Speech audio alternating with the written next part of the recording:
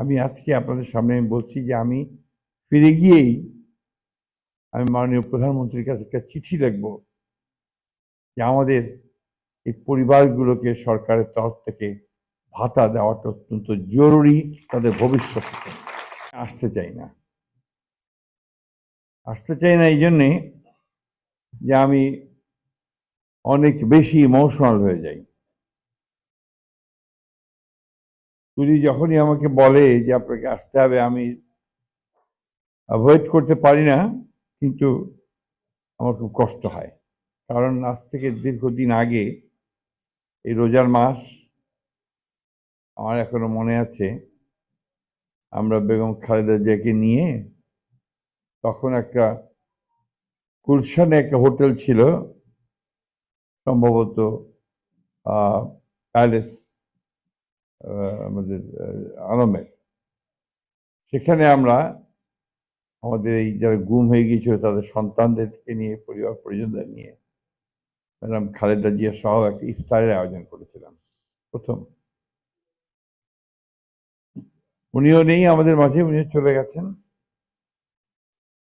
আজকে যখন সামনে বসেছিলাম, পাশে তুলির মা ছিলেন, পেছনে ছিলেন মুন্নার মা।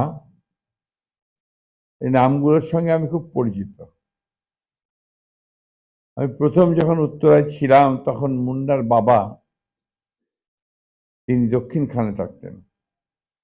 তিনি প্রথম এসে একদিন আমাকে বললেন, স্যার আমার ছেলেটাকে তো পাচ্ছি না, গুম হয়ে গেছে। গুম হয়ে পাচ্ছি না। কি ব্যাপার? যে রাতে পুলিশ এসেছিল, এসে তুলিয়ে গেছে, তারপর আর এখন পর্যন্ত কোনো খবর নেই। এই শুরু হলো পিতার সন্তানকে খোঁজ করা। মাসের পর মাস, বছর ধরে খোঁজ করেছে। এমন একটা জায়গা নেই যে বাদ দিয়েছে। এমনকি ভারতে গেছে, সিমলাতেও গেছে, এবং শেষে অসুস্থ হয়ে মারা গেছে। মুন্নার মা খুব কষ্ট করে এখন ছেলেদের সঙ্গে থাকে, অথবা মেয়ের সঙ্গে। প্রত্যেকটি পরিবার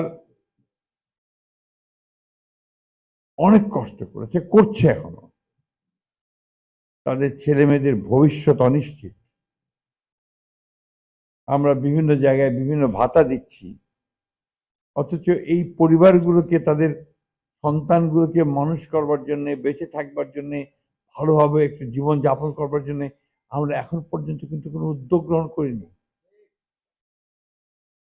আমি আজকে আপনাদের সামনে বলছি যে আমি ফিরে গিয়েই আমি মাননীয় প্রধানমন্ত্রীর কাছে একটা চিঠি লিখব যে আমাদের এই পরিবারগুলোকে সরকারের তরফ থেকে ভাতা দেওয়াটা অত্যন্ত জরুরি, তাদের ভবিষ্যৎ। এটা তাদের প্রাপ্য। আজকে আমরা নির্বাচন করেছি, কেউ মন্ত্রী হয়েছি, কেউ এমপি হয়েছি, কেউ বড় বড় চাকরি করছি, আমাদের সচিব মহোদয় এখানে আছেন, সবাই আমরা ছবি তৈরি করছি।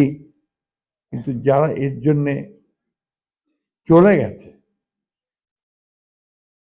তারা কিন্তু, তাদের সন্তানরা একটা অনিশ্চিত ভবিষ্যতের মধ্যে পড়ে আছে। অন্তত এটুকু বোধহয় আমরা করতে পারি, তাদের ভবিষ্যৎটাকে একটু সুন্দর করার চেষ্টা করতে পারি। তাহলেই আমাদের সরকারে আসাটা সার্থক হবে, তা না হলে হবে না বলে আমি মনে করি।